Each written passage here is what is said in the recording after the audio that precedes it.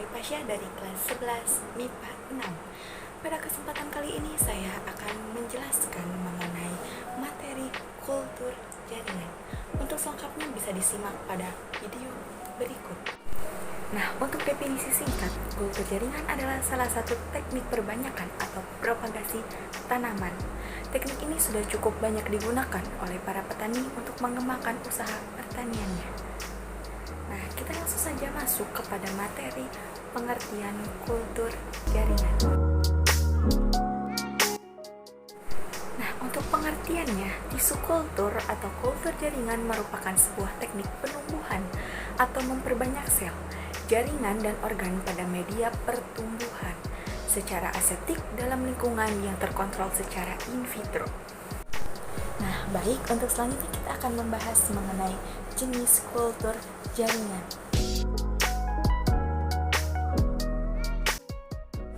Yang pertama itu ada meristem kultur, yaitu teknik kultur jaringan menggunakan explant dari jaringan muda atau meristem.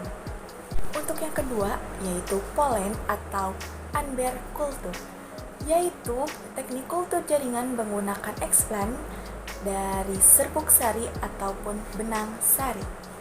Nah, yang ketiga itu ada protoplast kultur, yaitu teknik jaringan kultur yang menggunakan teknik explant dari protoplasma atau sel yang telah dihilangkan dinding selnya.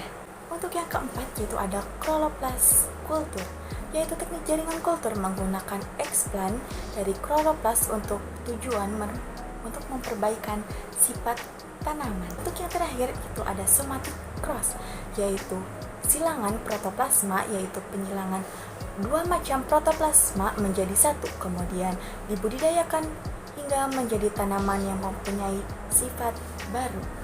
Nah, kemudian kita masuk kepada teknik kultur jaringan. Nah, yang pertama itu ada pembuatan media, kemudian yang kedua itu ada pemilihan tanaman induk atau explant, yang ketiga ada sterilisasi, yang keempat ada multiplikasi, yang kelima ada pengakaran, kemudian yang keenam ada aklimisasi, kemudian yang terakhir ada penanaman di lapangan. Untuk selanjutnya kita masuk ke dalam manfaat atau keunggulan pembibitan dengan teknik kultur jaringan. Nah, yang pertama, dengan kita menggunakan teknik kultur jaringan, kita dapat menghasilkan tanaman yang baru dengan jumlah yang banyak dan dalam waktu yang singkat. Untuk yang kedua, dapat diperoleh bibit yang identik dengan induknya. Nah, yang ketiga itu kualitas dan kesehatan bibit lebih terjamin. Kemudian yang keempat, tidak memerlukan tempat yang luas.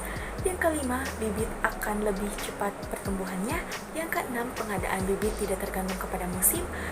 Nah, untuk selanjutnya kita masuk kepada permasalahan kultur jaringan. Saya akan menjelaskan 3 hal mengenai permasalahan kultur jaringan. Nah, yang pertama itu ada permasalahan kontaminasi mikroorganisme. Permasalahan ini seringkali kita jumpai pada permasalahan kultur jaringan tanaman. Kontaminasi merupakan pencemaran yang disebabkan masuknya unsur lain yang tidak diharapkan. Kemudian, kontaminasi dapat disebabkan oleh beberapa hal sebagai berikut. Yang pertama itu bahan tanaman yang tidak bagus, kemudian botol, kultur atau peralatan yang tidak steril, kemudian mikroorganisme yang masuk dalam media. Yang kedua ada browning atau pencoklatan. Faktor ini juga dapat menyebabkan kegagalan dalam kultur jaringan tanaman. Penyebab pencoklatan pada jaringan ini disebabkan oleh adanya enzim atau oksidase yang mengandung tembaga seperti polipanel oksidase dan tirosinase yang terjadi pada jaringan explant. Kemudian, browning merupakan keadaan yang disebabkan oleh oksidasi senyawa fenol. Yang ketiga ada vitrifikasi yang disebabkan oleh adanya kerusakan fisiologis pada tanaman hasil kultur. Penyebab vitrifikasi adalah sel tanaman yang mengandung air berlebihan. Nah, untuk selanjutnya yaitu ada solusinya. Yang pertama itu melakukan sterilisasi dengan baik dan benar. Kemudian yang kedua ada melakukan inkubasi awal kultur dalam keadaan gelap. Kemudian yang ketiga, yang terakhir, menggunakan botol kultur yang memiliki aerisasi. Nah, ada pun contoh mengenai kultur jaringan itu seperti pada gambar di sini.